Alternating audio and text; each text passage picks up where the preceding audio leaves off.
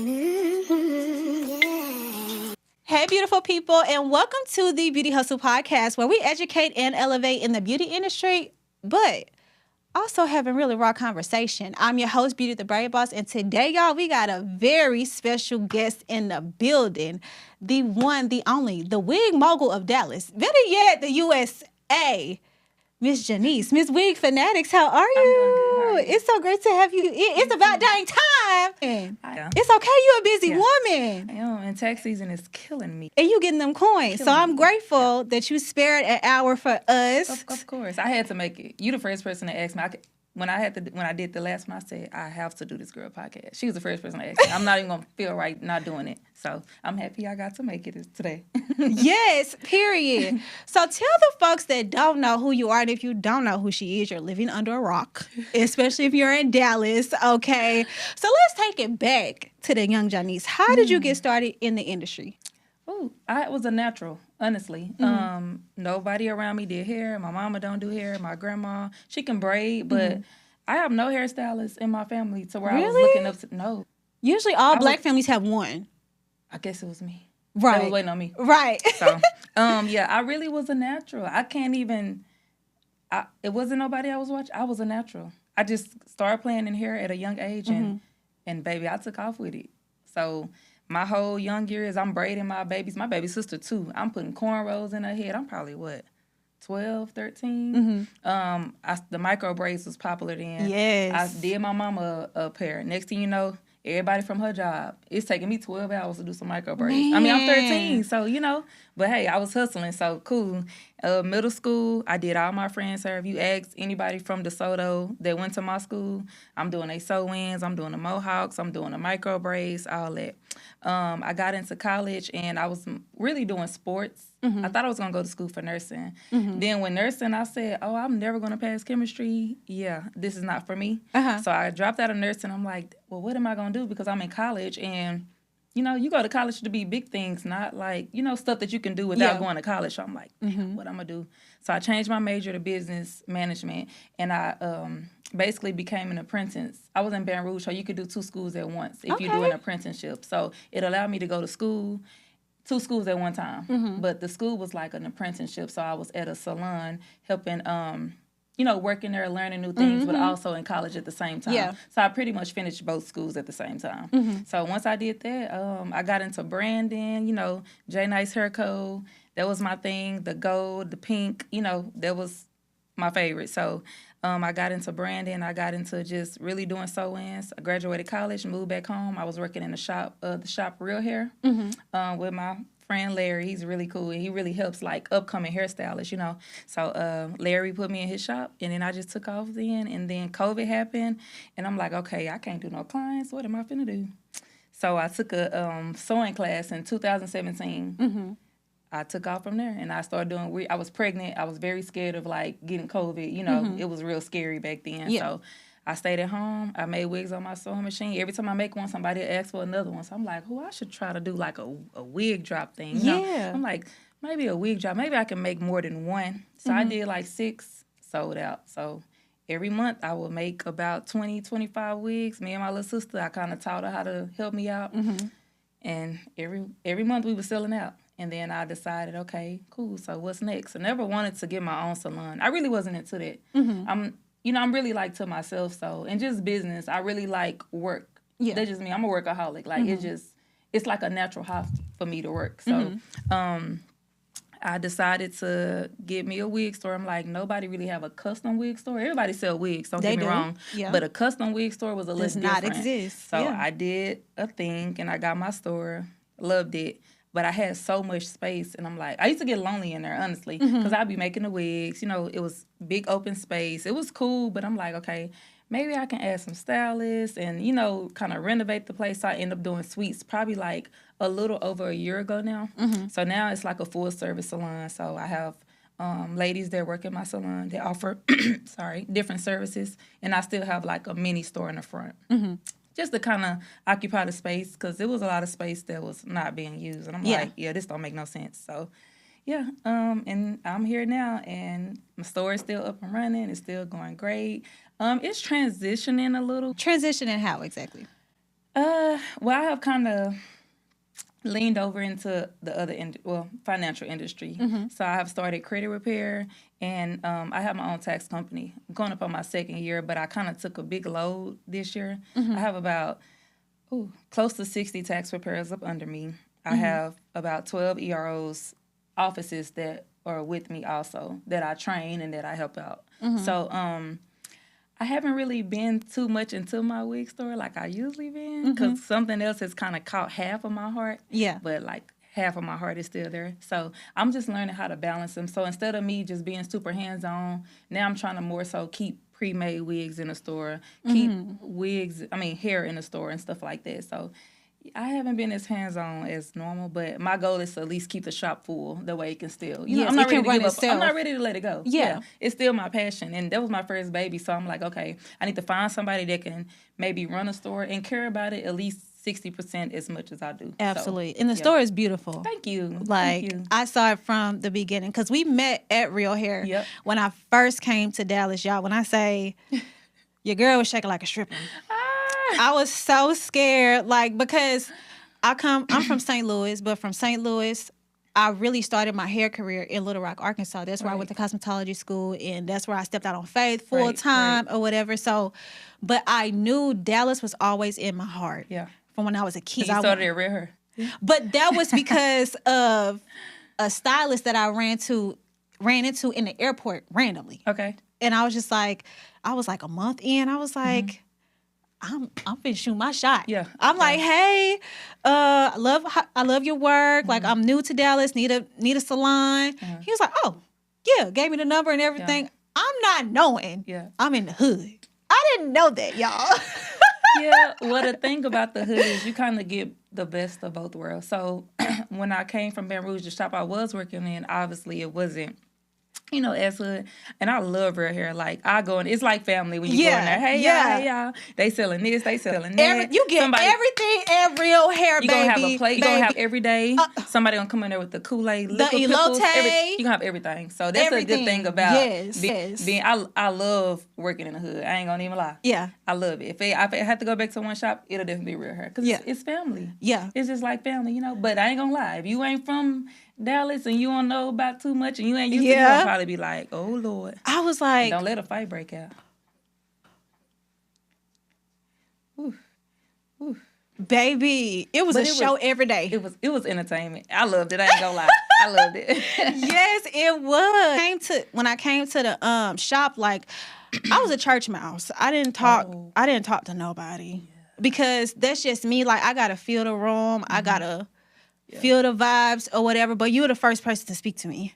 You and Sky. Okay. Were the first people to speak to me, just giving me the game. You was like, "What you do?" I'm like, "I braid." He's like, "Okay, I like your work, okay." But you will always speak to me. You're probably about the only one that ever spoke, but and Christy. I mean, I was just taught to just be respectful to anybody. Yeah. I mean, the CEO, the person that sweep the floor. You treat them all the same. Yeah. They're all the same to me, really. I truly, truly admire your hustle. How long have your salon has been open, or your store? When did I open the store? 2020 was when it was officially open. Yeah.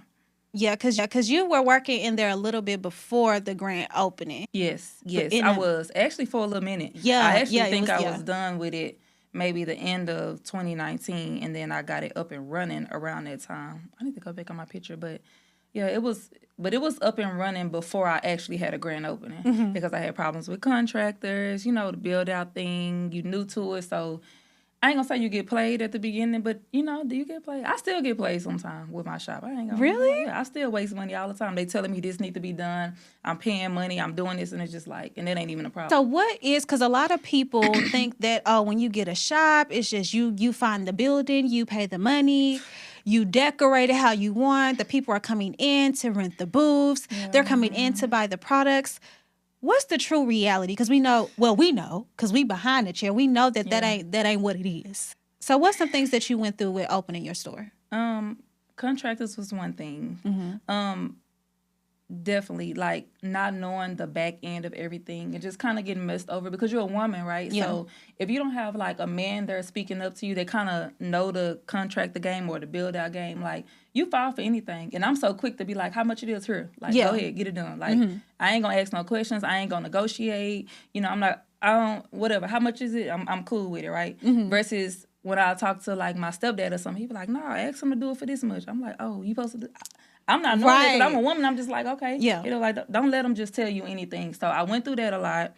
To be honest, I really went through that process by myself, like, as far as, like, just the structure of everything. I was more so kind of going through it. My grandparents was very, very helpful. My mom, you know, my close family, very, very helpful. But, yeah, it was a lot.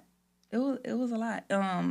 Things like for example, I built out my whole shop. It might have cost me about well over $50,000, maybe not more than 60, but definitely was. I spent a whole lot of money. I didn't have no loans, no business loans. It's just all you. None of that. So when I first got in my shop, I told you I had a problem with the contractors. So it took me more time than what it. Well, I don't think my landlord told me the truth. Well, told me that, hey, you got 3 months to build this out. So make the long story short, it took 6 months after going through everything I went through. So I get in there, he give me a bill for back rent, $12,000. I said, mind you, I had just spent all this money on the build out, real money too. Like, you know, not no loans, like I spent all this money on the build. I'm like, are you fucking serious? Yeah. So yeah, it was a lot of money issues that I wasn't prepared for. So I spent way more money than what I thought. Yeah. Then I got a shell. So a shell is like a brand new building. It has nothing in it. I mean, no plumbing, no electricity in the wall. I have to start from scratch. Yeah. So honestly, when I signed my lease, I think I was excited. I don't think I paid attention or I didn't consider how much that was going to cost me. Yeah. So I mean, as far as the wires through the wall, I had to do it all. It was nothing. It wasn't even a ceiling on there. So I had to do everything. Because some people think, oh, it's empty. I'm going to make it what I want to make it. You can. And it's going to cost you a lot of money. So I say before you jump out there, save up for one. Make sure your brand is built. Don't just go off of what you see everybody doing because it look good or, hey, she doing that. That's what I want to do. Yeah. Wait your turn. That's what I mean. Wait your turn. Like, everybody has their turn. Everybody has their moment. When it's your turn, you're going to know. You're going to know when you're ready. You know what I'm saying? So I just say don't rush into things. Take your time. Build your brand and let it get a flow before you start just jumping out there, you know, doing something. Like, people ask me all the time. Like I said, my tax company is pretty nice right now, right? They're like, you don't get a building? No, I'm going to keep praying about it. And when God put it on my heart to do it, I'll do it. Absolutely. But right now, I'm not. No, that's not. I'm not. It ain't put on my heart to do it. So until he tell me to move and do it, I'm cool how I'm doing things right now. And people think just because you're making a lot of money, then that's automatically the next step to get a building. And sometimes it's not needed. The overhead on a building is, I'm so used to my building now, but the overhead on the building is very, very expensive. And then when things go wrong, it's not on nobody else but you. Yeah. So everybody looking at you like, what you do? You going this wrong? Hey, and I'm like, oh shit, hold on, oh God, okay, my bad. Let me fix the problem. Which I'm really cool. If it's an issue, I'm the first one to try to get it done. I'm not gonna say unsatisfied people, but I definitely want to make sure everybody good. I want to make sure, especially my tenants, people that pay rent in there, you want to make sure they good. You want to make sure they comfortable. So anything I can do, just let me know. I'm that type of person. Like, hey, what's the problem? Okay, well, let me see what I could do to fix it. That's all. There was an incident where your store got robbed a little bit before your grand opening. Right after. Yeah, like literally right after the grand opening. Yeah. Can you describe, like, how did that make you feel and how did you overcome that? So what happened? I think I got an alert that my alarm was going off. I'm like, okay. So I roll over. I'm like looking. I'm trying to check the cameras.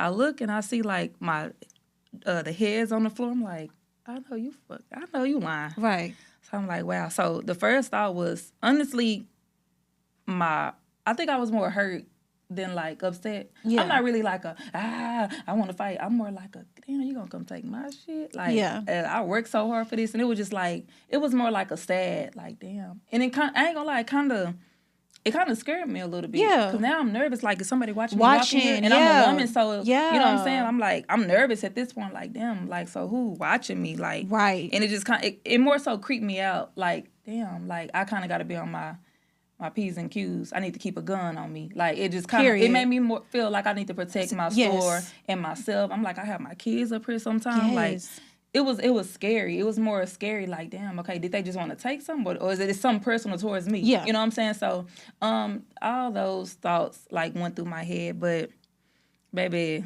I got one thing about my granny. She don't play about insurance. Period. I've been having insurance on my life forever. Never have not. As soon as I have a kid, insurance. So, everything I have, I always have insurance. So, you know, it really was a blessing to me, really. Because, you know, the insurance money, you know, that ain't no... Cause clock it. What? Hold on. That too. Add that up. Yeah. So it wasn't no big. Ain't nothing to a big dog. Yeah, it wasn't nothing. It wasn't nothing. Period. So, yeah. Baby, cool. To wake you up a bit. Oh, like, for sure. Yeah, you got this store, but it's people out here that ain't. You know what I'm saying? That ain't really for you. Yeah. And you think because you're a good person and you don't. You're not a mean person to nobody, or you so sweet that people wouldn't do it to you, but they would. Yeah. And you know, like, the type of person you are, you'll think people would be like people wouldn't, like, mess with you in that type of way, but you'll be surprised. Yeah. They like some bums. Yeah, definitely, yeah. So you'll be surprised, like, how people think of you, and you think you being the best person you can be, and not even just intentional, like with close friends, just out to the world, like always being, like you said, always being nice, always speaking. You would think people will respect that and won't, like, bother you, step on your toes or whatever. But girl, some people, I mean, it just showed me, like, all people not good. Like, you, no matter how good you be to people gonna be how they are. Yeah, when I seen that, I was like, I showed my mom. I was like, Mom. It's not even my store, right? And I'm like, sad. I was like, out of all people, like you said, when you a good person, you just don't.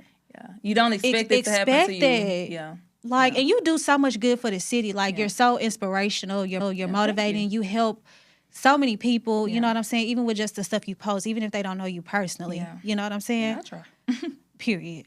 You good at what you do. Thank you. So being a mom and being a mogul, how is that? Because you got two little ones, two beautiful daughters.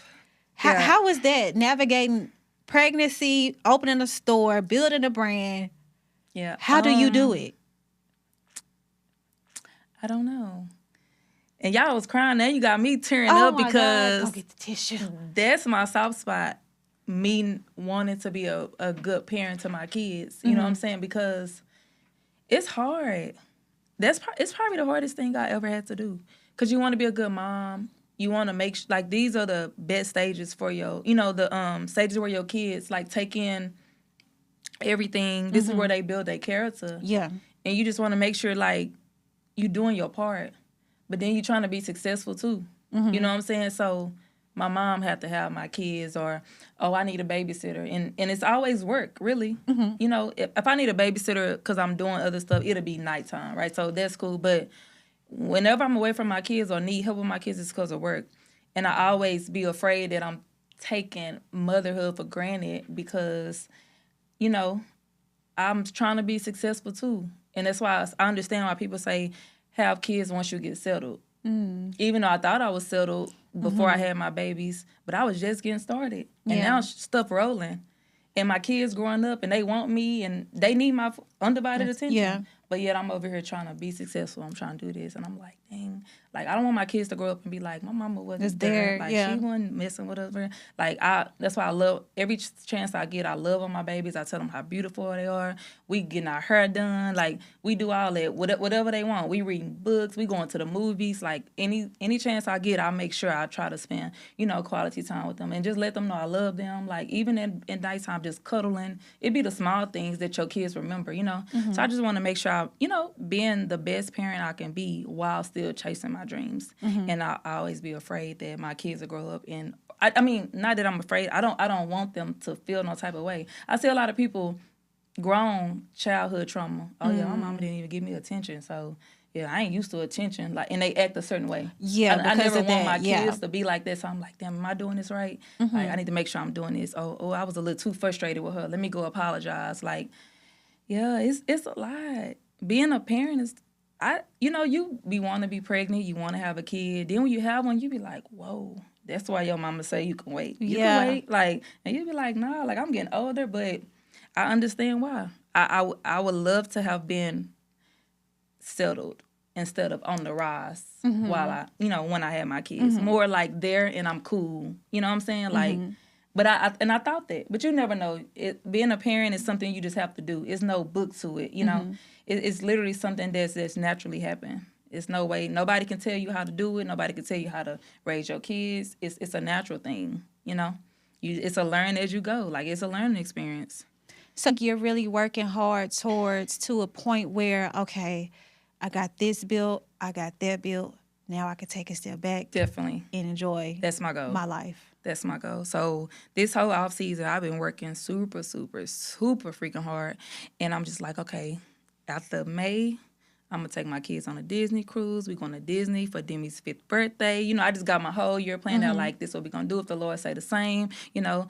And, I just been manifesting. I've been praying over the things that I'm trying to accomplish, making sure that God is okay with it. And I'm not just going off of my own, like, drive. I'm like, God, I'm hoping this is you putting it on my heart. Like, if I'm going the wrong direction, like, let me know, you know. Because I got plans. Like, I want to see my kids happy. Like, I mean, and of course they happy, but I want to do fun things with my kids. I want to take a step back. I want to go lay on the beach. I just want to rest without my mind, like, racing, going all day. Yes. Like, I don't sleep good. Like, it's just like, you ever just want to be successful so freaking bad. And it's Girl, something I can do. Oh my God. It's the something hustle I can mentality. Do. It's something I can do. But the thing is, eventually, God gonna sit our ass down. Like, you gonna have to sit down. You gonna have to rest your mind. Yes. And everybody around me say, slow down. It's okay. You doing good. You don't have to be doing everything. Like, this don't have to be this way right now. You cool. Yeah. Because I underestimate myself all the time. Yes. You're that girl. What do you mean? People look at me like that all the time. I just be like, I mean, thank you, but like, yeah, I feel like I ain't did shit yet. Wow. Not compared to what I want to do. Right. You know, right. I be thankful for the love. Like, I know people be like, yeah, you on. Am I for real? Like, damn, I ain't even where I want to be for real. Like, but yeah, I'm just like, I got so much more that I want to do and want to accomplish, you know. And like I said, God just kind of shifted me to a new lane, and I love it because I'm not having to work as hard on my feet, you know, my carpal tunnel all in my hands, like, you know what I'm saying? So it's just getting to the point where, like, I've been doing hair for so long, it's like, okay, so what can I do now? What's next? Like, what can I do to be a little more settled where I can sit back, you know, versus having to be on the shop communicating with clients all the time. Yeah. So that's what I'm working on, just putting stuff in place to where I can, like, relax. And even putting people in the positions to still run my store, make sure everything good, everything, and I could just sit back and relax at least a little bit, you know.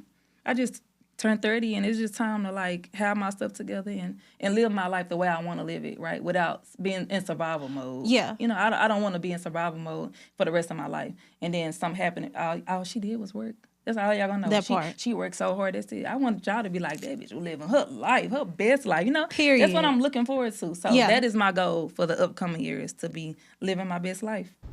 Are you a braider wanting to get your braiding business together, from the marketing, from the education, the sanitation, professionalism? This is the class for you. Are you wanting to freshen up your skills? This is the class for you. Are you someone who's never braided a day in your life, but you want to create an extra stream of income? This is the class for you. Not only do we offer one-on-one classes, we also offer group classes throughout the year as well, and you can save good coin doing it. Want to learn more? Join our free orientation February 2nd at 4 p.m. See you there. It's time to boss up the right way. Now, let's get back into the show. You want to talk about resting? I'm finna get on you because you stopped taking clients for a good little minute to do the wigs, and then you went back behind the chair. Why? Okay, let me see. You talking about the most recent time, or like just in general? Yeah, this was in general. It was about the time, like, when the store was opening, you was just strictly doing, and when I say them wig drops was dropping, they was dropping, and you was not you stopped taking clients. But then just recently, I kind of started back doing it. Why you go back behind the chair? Well, let me tell you the truth. Okay, let y'all in on a little secret about me. When something going slow, I'm gonna find a way to make some money. Period. You can't take my hands away. I can do some hair. Yeah. I can do a sew-in in my sleep. So when it's getting to the point where like I have invested so much money in like my other business, and I feel like me purchasing hair it's almost like I could do a sew-in and make free money. If I make a wig, I have to put out half the money I'm probably gonna make up front, right? Yeah. And it might take this amount of time to sell, this amount of time to sell, right? But I could do sew-ins all day and make $250. Let me run my bag up right quick. Yeah. Then I order some more hair when I get to where I want to get. Then I start back flipping. You know, Come so on. like I said, I keep hair in there, of course, but it gets to the point where like buying hair for wigs is expensive. It's very expensive. Especially the good hair that she got. The good hair is it's hot as hell. So so I'm like, okay, well let me do a few sew-ins right quick. So when I need some money, I know what to do. Period. The hustle mentality. Ain't gonna be no ain't no flow. Oh, I know what to do. So period. Yep. And so I love that. dibble and dab, and then like say I need content or like lately I can honestly say I haven't been into the wigs like I usually do. So I'm like, well, let me get some people in here. When they buy some hair and they ask me to do a song, come That's on. your Especially if it's content. my hair, because I can promote my hair, and I know I'm gonna make it look good, right? That part. If you ain't going to somebody I know that I referred you to, I know I can make it look good. So if you get my hair, come on, I definitely do your sew-in, because I know I'm gonna get the right angles, I'm gonna get the right pictures to make sure this hair sell when I don't want to do hair. So that'd be my plan. Yeah. That part. And she got a sale going on right now. And do. The link will be in the description box below. So maybe get them bundles, okay? Because, yes. baby, and they some good prices. Yes. Baby, definitely. the lowest price I ever seen. Yeah. I recently just found, I actually been using the vendor for a while or whatever. And I'm just like, okay, you know, people like conveniency. They like good stuff. Yes. But they'll purchase some cheap convenient stuff, even if it was bad. Not that mine's bad, but even if it was bad, because it's cheaper, they're going to choose cheap, convenient over good quality, right? Yeah. They don't care if they got to buy her 10 times a year. They'll buy that before It's convenient. they It's purchase cheap. $1,000 wig. Yeah. So I'm like, okay, let me meet them in the middle. So, yep. Yes. We definitely need to talk about your branding is like top tier. So I really want to know, because when I started following you, it was the pink, the black, the gold. Like Cliche. Yes. But it was so cute and so unique. Like you just knew, like when you seen them colors in the silhouette of the logo, like that was yours. Remember I inboxed you? I was like, is this you? And it was a whole fake page, y'all. I'm talking about they copy and paste everything made from a fake page. Yes, from all of her original stuff. That's how you know you that girl. When the girls went, you're the influence, okay? All right. So what because a lot of people don't understand the difference between just posting on social media and making content and marketing between branding. Can you describe the difference between the two, and how did your mind shift to, I got to make this look like something so they know when they see this, it's me? Branding is more like stamping it, right? Like, like when you say stamp that, like that's me. Yeah. That's what branding do. Marketing is more so just getting yourself out there, posting your content videos, but your brand is you, right? You can market anything, but the brand, I mean, it's you. It's from the colors to the logos. Once you kind of be consistent and stick to one thing, then, it's you. You stamped it, right? As long as you keep being consistent at it and not changing up every year, it'll stand out and they'll know it's you, but you just kind of got to be consistent with the branding, Yeah, that's one thing I can say that that I've learned from you is the consistency with the brand. Yeah. Like, again, like a lot of people, they switch up so much, the colors, and it's like, you ain't giving folks to get used to you, like to get used to seeing what they seeing. Yeah. And even when it comes to like the background, you know what I'm saying? And the wig heads that you, like, girl, with the makeup, I don't need to see the necklace. Once I see the mannequin, I know it's you. The law makeup be better than ours. They be slave, baby. The mannequins be top and they cost tier. A face. Ooh, yes, they're cost. Baby, I only got one, $250.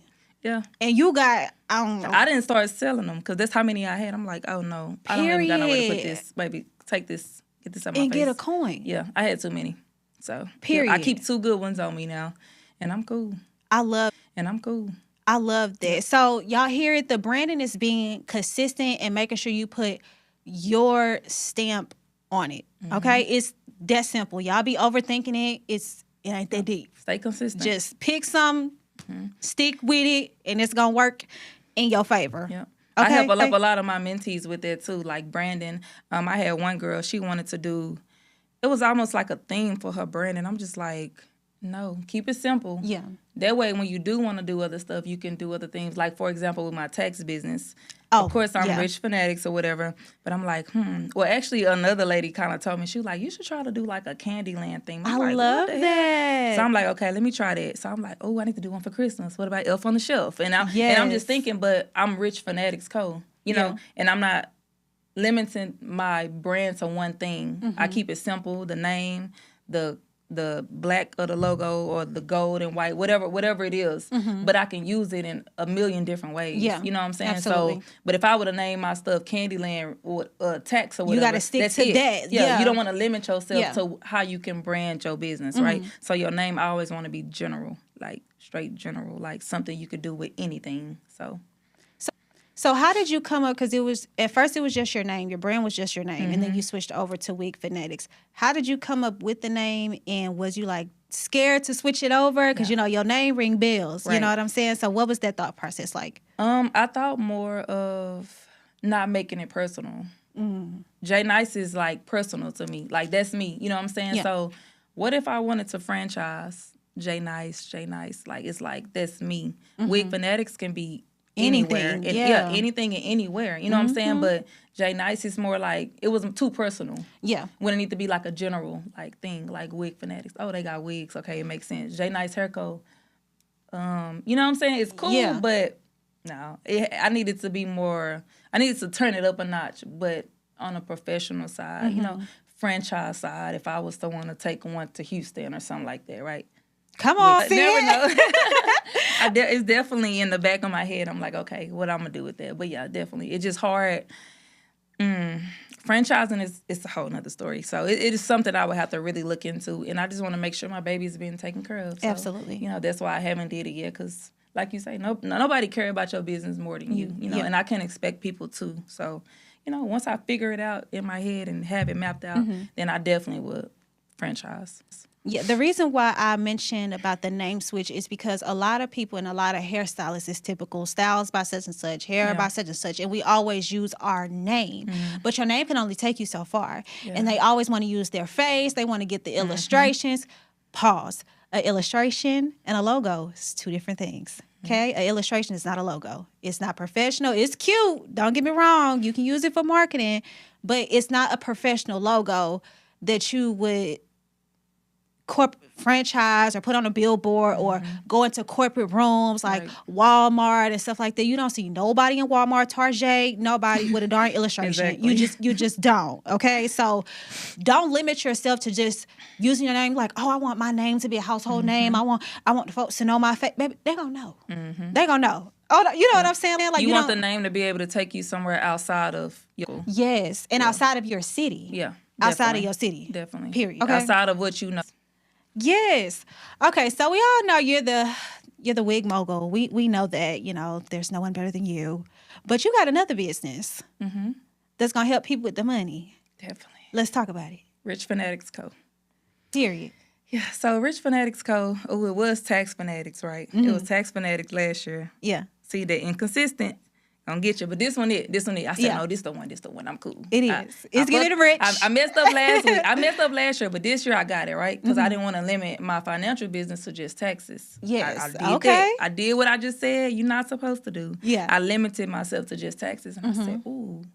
Then I met, I didn't meet nobody, but one of my good friends, she wanted to start her own tax business, but she's really big with credit repair. She's like, ooh, let's do a trade. I'm like, ooh, you gonna teach me how to do credit? Ooh. Period. Love it. Cool. So I'm learning how to do credit like all before tax season or whatever.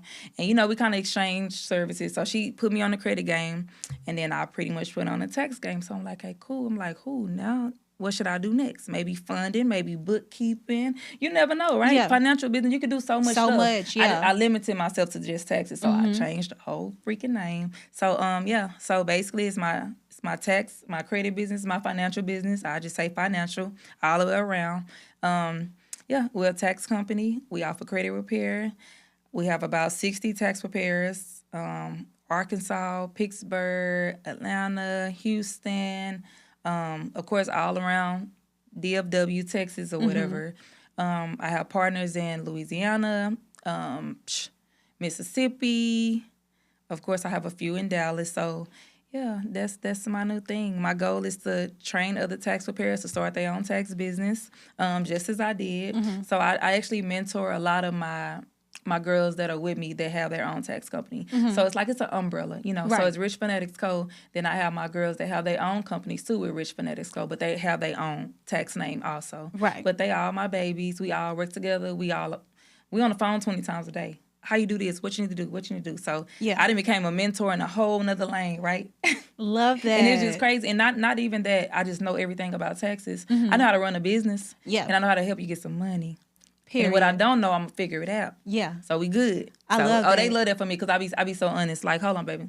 Okay, right back. I'm gonna get you the answer. Or hey, it's always Google, Chat GPT. I had to teach them it's okay to be independent and get the answer for yourself. You know what I'm saying? Yeah. Because eventually you're gonna really be running this thing on your own.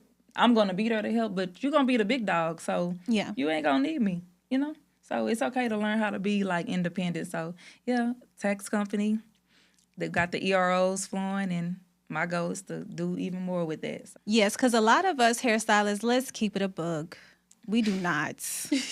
We don't do the taxes. Yeah. Or like we don't do that. Or like be on top of our finances because that's not something that we're taught. Right. Like even in cosmetology school, I don't know about y'all's, but mine didn't teach us nothing about taxes, filing taxes, how to bookkeep, keep your receipts, like all of that good stuff. Like, and that's something us hairstylists need to know. Like we need to know and have our stuff in order. And that's the thing I do too with a lot of hairstylists, especially if you're trying to like reach bigger goals, like buy a house, you know, like get a car in your name. You have to have a track record of the money you make, you know, and cash is not going to always get it. They want to see your money flow. They want to make sure you got money for me to give you this loan to buy this house, you know. So I'll teach them business structure. Go get an EIN, go get a DUNS number, go get an LLC, and let's start filing your taxes, you know. You going legit. Just know you going legit. So you make some money, you may owe.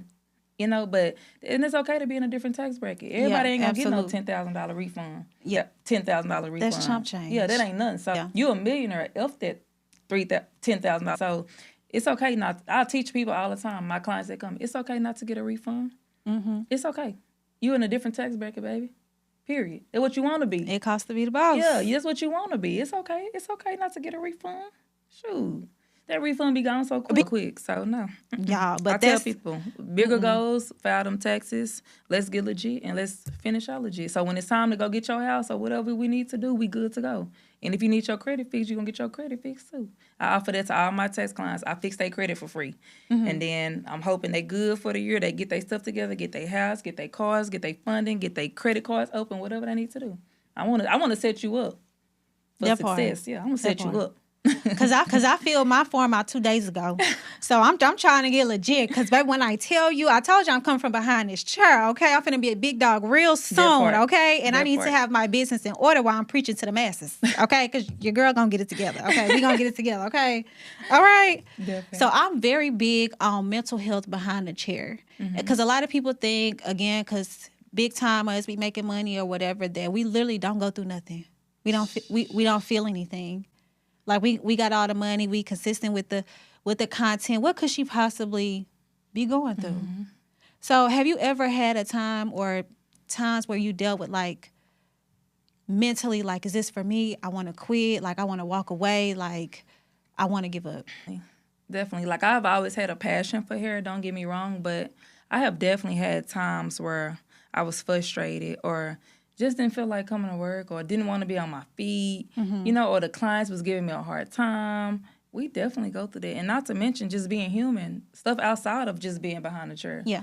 You know, we have spouses, we got kids, we got friends we go through stuff with. Like, yeah, it get real personal. You could be on somebody's head and bust out in tears. You got tears rolling down your eyes. Client don't even know. You like I have had that happen. me too. I definitely done had that happen. You got to go to the restroom and wipe your face, and because you don't want them to ask you what's wrong, because you can't vent. They talk too damn much. You can't even tell your business to your clients. So I done learned that. Don't even vent to nobody. Just shut your ass up. Yeah. And go cry and pray to God and just.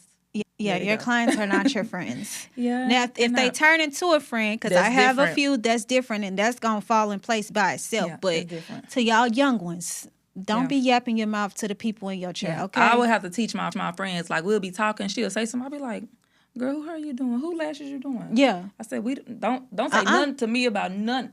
Yeah. In front of nobody. Call me later. Yeah. They be like, girl, you don't know. I don't play.